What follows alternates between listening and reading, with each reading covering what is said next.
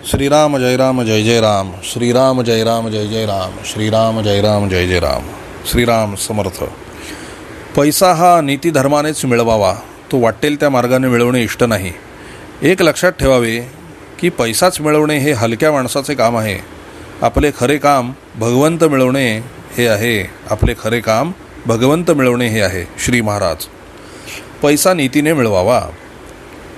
मी माझे बंधू बाळासाहेब यांच्याकडे पुण्याला गेलो होतो. तिथे आमचे एक चुलत बंधू मुंबईहून कारमधून आले होते. बरोबर ड्रायव्हर पण होता. आल्यानंतर चहा फराळ व गप्पा वगैरे झाले. हे चुलत बंधू फारसे शिकलेले नव्हते, पण मुंबईत बरेच धंदे चालतात तसे त्यांचेही होते. पैसा खूप मिळत होता. घरात दारूच्या बाटल्याही असायच्या. आणि सध्या तरी सर्वजण पैशाला मान देतात. तो गेल्यावर माझे बंधू बाळासाहेब मला म्हणाले, अण्णा, आपण इतकं शिकून व सज्जनपणाने वागून काय मिळवलं? हा आलेला चुलत बंधू पहा कसा मजा करतो ते. कितीही चांगला मनुष्य असला तरी असा विचार केव्हा तरी क्षणभर तरी येऊन जातोच. आम्ही त्या रात्री त्या दिवशीचे प्रवचन 7 सप्टेंबर वाचावयास पान उघडले आणि काय आश्चर्य, त्या प्रवचनाचे शीर्षक होते, पैसा हा नीतीने मिळवावा. मी बंधूंना म्हटले, बाळा, श्री महाराजांनी आपल्याला बरोबर पकडले. श्री महाराजांचे आपल्या भक्तांवर किती बारीक लक्ष असते. श्रीराम श्रीराम श्रीराम. मी कोणाचाही एका पैशाने मिंधा नाही. श्री महाराज. गोष्ट क्रमांक 22. श्री महाराजांनी पैसे दिलेत असे समजा आणि घ्या. इथली दर गुरुवारची जपोपासना आमच्याकडे संध्याकाळी 7 ते 8 असते. 1 तास जप, नंतर 2 आरत्या व प्रसाद होतो. नंतर श्री महाराजांविषयी काही गप्पा गोष्टी होतात. कार्यक्रम संपण्यास साधारण रात्रीचे 8:30-9 होतात. या कार्यक्रमास वयस्क मंडळी तसेच लांब राहणारी भक्त मंडळी येऊ शकत नाहीत. मोजकीच मंडळी असतात. पण एका गुरुवारी श्रीभक्त प्रोफेसर पंड्या व त्यांची पत्नी सौ शरदबेन अचानक आल्या. आनंद वाटला. दोघेही वयस्क व त्यात सौ शरदबेंना चालताना बराच त्रास होत असे. ते जेव्हा घरी जायला निघाले तेव्हा मी त्यांना विचारले, आता तुम्ही कसे जाणार? त्या म्हणाल्या, आम्ही बसने जातो. मी म्हटले, तुम्ही बसने जाऊ नका, रिक्षाने जा, रात्रीची वेळ आहे. तेव्हा त्या म्हणाल्या, आम्हाला काही त्रास होणार नाही. मी म्हटले, तुम्हाला नाही, मला त्रास होईल, तुम्ही रिक्षाने जावे. त्या कबूल होईनात. सरळ आहे. सध्या महागाई आहे.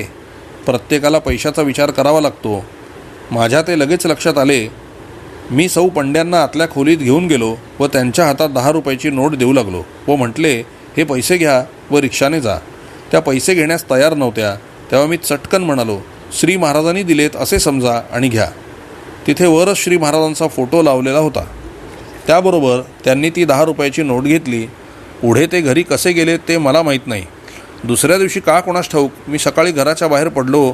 पाहतो तो आमच्या घराच्या मोठ्या गेटजवळ एक 10 रुपयाची नोट पडलेली होती. उचलावी की न उचलावी असा विचार मनात आला, पण नाहीतरी दुसरे कोणी ती उचललीच असती.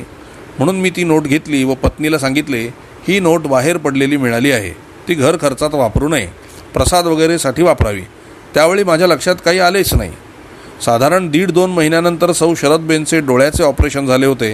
म्हणून त्यांना भेटण्यास त्यांच्या घरी गेलो. तेव्हा त्या देवघरात गेल्या व तिथून एक पाकिट आणून त्यांनी माझ्या हातात ठेवले.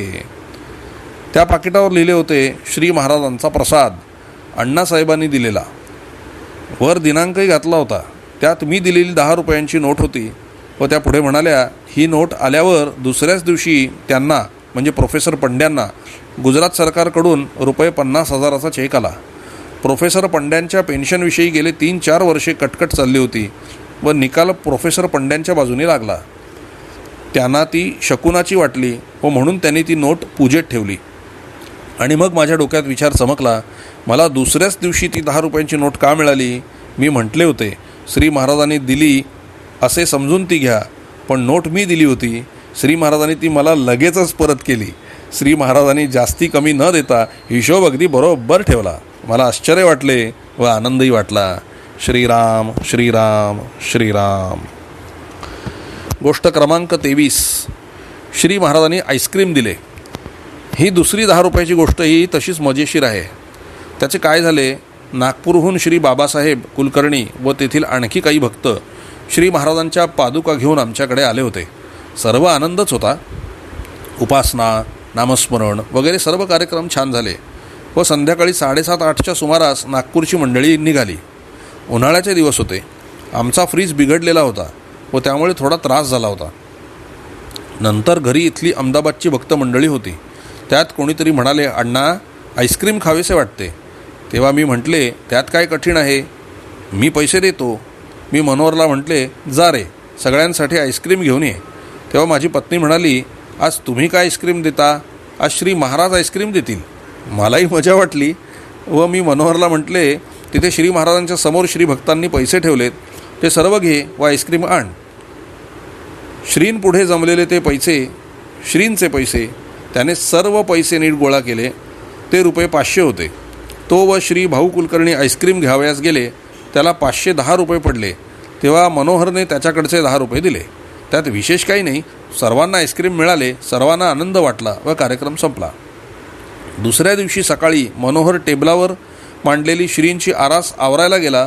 तो काय आश्चर्य, महाराजांच्या गळ्यात घातलेल्या हारात बरोबर 10 रुपयाची एक नोट. त्याला आश्चर्य वाटले. काल त्याने तिथले सर्व पैसे नीट गोळा केले होते व आता ही बरोबर 10 रुपयांचीच नोट तिथे कशी आली. कालचे आईस्क्रीम श्री महाराजांचे, त्यात मनोहरने 10 रुपये खर्च केले होते ना, ते व तेवढेच श्री महाराजांनी परत केले होते. श्री महाराज म्हणालेत, मी कुणाचाही एका पैशाने मिंधा नाही, ते असे. श्रीराम श्रीराम श्रीराम. दासबोधासारखा ग्रंथ मिळणे कठीण. प्रत्येकाने तो जरूर वाचावा आणि त्याप्रमाणे मनाला बोध द्यावा. श्री महाराज. गोष्ट क्रमांक 24. कठीण समय येता नाम कामास येते. काळ आला होता पण वेळ आली नव्हती. 1949 साली मला सिद्धार्थ कॉलेज मुंबई येथे नोकरी मिळाली.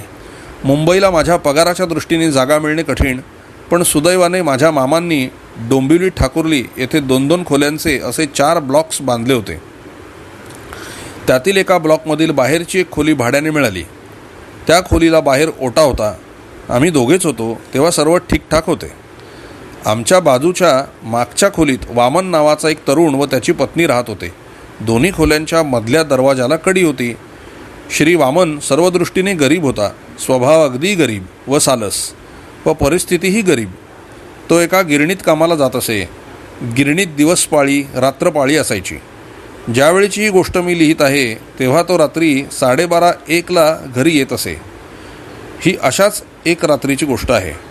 त्या रात्री साधारण 1:30-2च्या सुमारास त्याच्या पत्नीने आमचा मधला दरवाजा ठोठावला व मोठ्याने ओरडली, अण्णा, वहिनी, लवकर या, हे कसे करतात ते पहा. ती बाई बरीच घाबरलेली होती.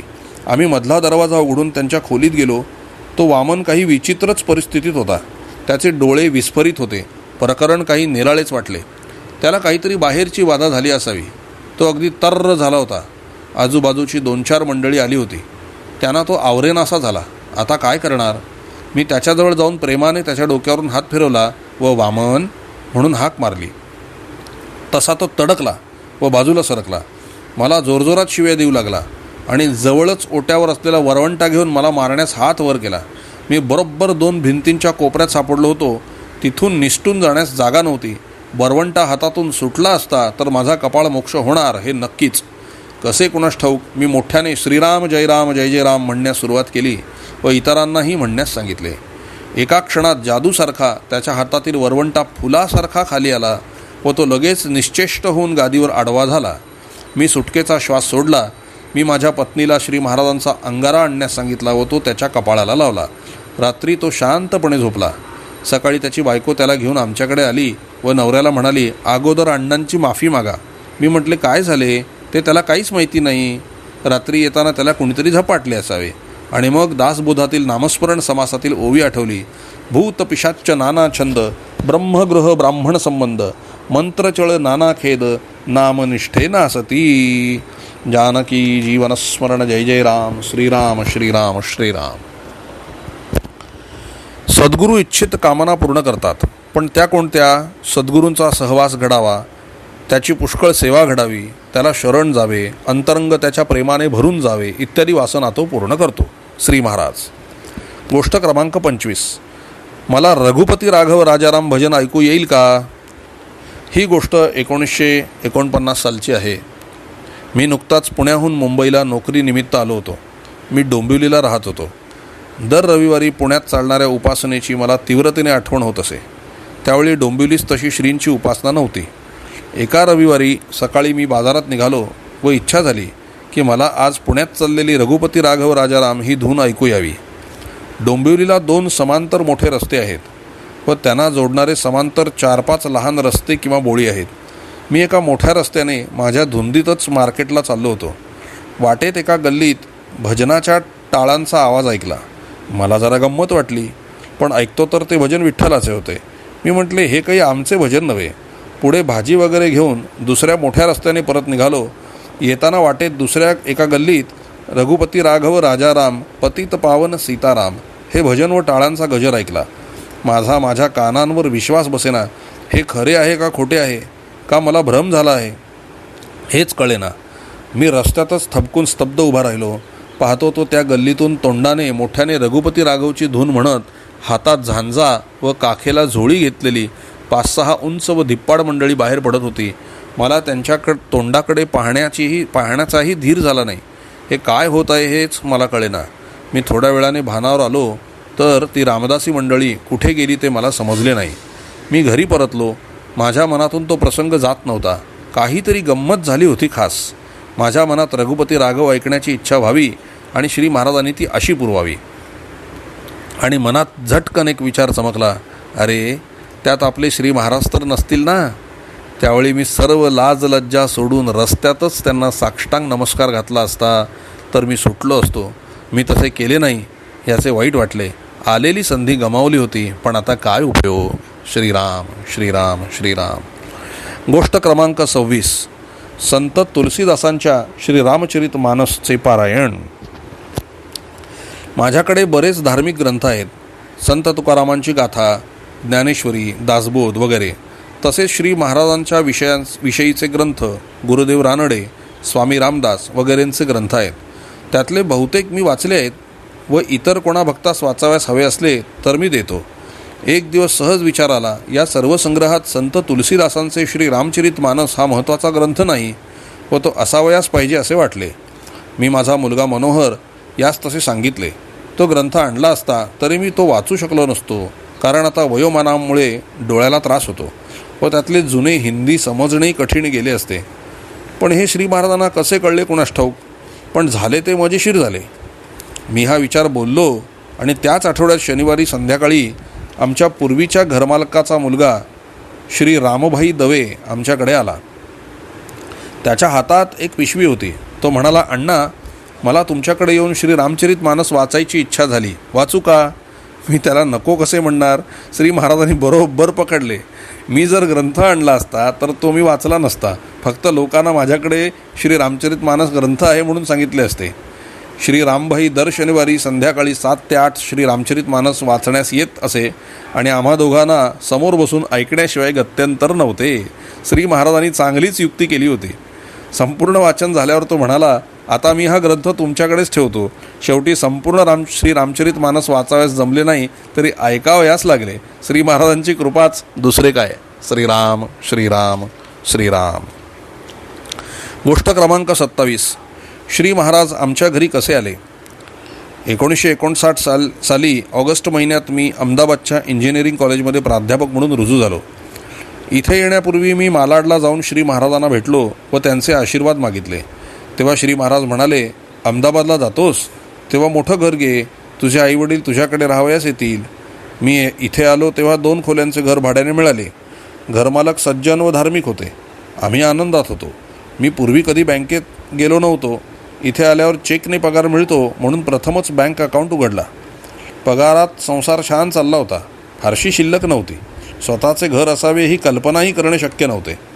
आता कळले, श्री महाराजांनी त्याचीही व्यवस्था केली होती. 1959 साली मी इथे आलो. त्याच वर्षी आमचे इंजिनिअरिंग गणिताचे पुस्तक प्रसिद्ध झाले होते. पगाराव्यतिरिक्त ही थोडी जादा आवक सुरू झाली व ती निराळ्या अकाउंटमध्ये मी जमा करीत होतो. आणि साधारण 1964 साली मला स्वतःचे घर बांधण्याचा योग आपोआप आला. स्वतःचे घर बांधण्याची मला कल्पना नव्हती आणि इच्छाही नव्हती, पण ते आपोआप व सहजपणे होत गेले. काहीही अडचण आली नाही. त्याचीही एक गोष्ट आहे, पण पुन्हा कधीतरी. आता आपण मुख्य गोष्टीकडेच वळूया. घर बांधण्यास सुरुवात झाली. तेव्हा श्री महाराजांना मालाडला भेटलो व त्यांचे चरण माझ्या घराला लागावेत अशी त्यांना प्रार्थना केली. तेव्हा श्री म्हणाले, बाळ, मी तुझ्या घरी जरूर येईन. आणि नंतर दिनांक 3 एप्रिल 1967ला परमपूज्य तीर्थस्वरूप तात्यासाहेब श्री रामचरणी विलीन झाले. श्री नानासाहेब गोखले यांनी ही दुःखद बातमी दुसऱ्या दिवशी कळवली. तीर्थस्वरूप तात्यासाहेब आम्हाला कधी सोडून जातील असे वाटलेच नव्हते. आम्हा सर्वांचा मोठा आधार नाहीसा झाला. अत्यंत वाईट वाटले. आम्ही आमच्या नव्या घरात दिनांक 20/6/67ला आलो. श्री महाराज म्हणाले होते, मी तुझ्या घरी येईन. ते आता कसे होणार ते कळत नव्हते, परंतु श्री महाराज येईन म्हणाले तेव्हा ते आल्याशिवाय राहणार नाहीत याची खात्री वाटत होती. कसे येणार ते मात्र समजत नव्हते. मी एक दिवस संध्याकाळी कॉलेजमधून सायकलवर घरी येत होतो. का कोणास ठाऊक मी खूप आनंदात होतो. तसे काही विशेष कारण नव्हते. मी येताना गुणगुणत होतो, रामकृपा झाली तुझवरी रामकृपा झाली. घरी आलो तेव्हा पत्नी म्हणाली, दुपारी श्री लट्टू आले होते. श्री लट्टू हे माझे एक मित्र अहमदाबादला भद्र येथे राहत होते व मी श्रींचा भक्त आहे हेही त्यांना माहीत होते. त्यांनी सांगितले की भद्र येथे श्री राम मंदिरात सज्जनगडावरून श्री रामदास स्वामींच्या पादुका आल्या आहेत, तेव्हा तुम्ही दर्शनासाठी येऊन जावे. श्री रामदास स्वामींच्या पादुका इथे प्रथमच आल्या होत्या. पत्नी पुढे म्हणाली, परवा श्री महाराजांची पुण्यतिथी आहे. त्या दिवशी श्री रामदास स्वामींच्या पादुका घरी आल्या तर किती छान होईल. मी म्हटले, तशा पादुका ते घरोघरी नेत असतील असे मला वाटत नाही. पाहूया श्री महाराजांची काय इच्छा आहे ती. संध्याकाळी माझी मुले भद्र इथल्या शाळेतून घरी आली. त्यांच्याकडे छापील पत्रिका होती. त्यात लिहिले होते की जर कोणाला घरी पादुकांची पूजा करायची असेल तर तशी व्यवस्था आहे. मी लगेच भद्रमध्ये श्री राम मंदिरात गेलो. श्री रामदास स्वामींच्या पादुकांचे दर्शन घेतले व तिथे आलेल्या मंडळींना मी श्री महाराजांचा भक्त आहे म्हणून सांगितले. त्यांना श्री गोंदवलेकर महाराजांची माहिती होतीच. त्यांना मी श्री महाराजांच्या पुण्यतिथीच्या दिवशी आमच्याकडे पादुका घेऊन येण्यास जमेल का असे विचारले. त्यांनी डायरी पाहिली व त्या दिवशी ते पूर्ण मोकळे असल्याचे सांगितले. श्री महाराजांच्या पुण्यतिथीच्या दिवशी दिनांक 26 डिसेंबर 1967 श्री रामदास स्वामींच्या पादुका आमच्या नवीन घरी आल्या. पूजा, नामस्मरण, भजन वगैरे छान झाले. जवळजवळ 60-70 भक्तमंडळी उपस्थित होती आणि मला श्री महाराज घरी येऊन गेले याची खात्री पटली. श्री महाराजांनी येतो असे म्हणाले ते असे पूर्ण केले. आणि आश्चर्य म्हणजे हे लिहायला सुरुवात केली तेव्हाच मला मनोहरने मालाडहून तात्यासाहेबांनी पाठवलेले पत्र 26 डिसेंबर 66 दाखवले.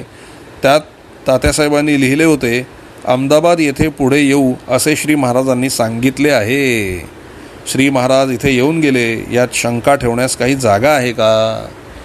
श्रीराम श्रीराम श्रीराम. जानकी जीवनस्मरण. जय जय राम. सद्गुरुनाथ महाराज की जय. जय जय रघुवीर समर्थ. श्रीराम श्रीराम श्रीराम.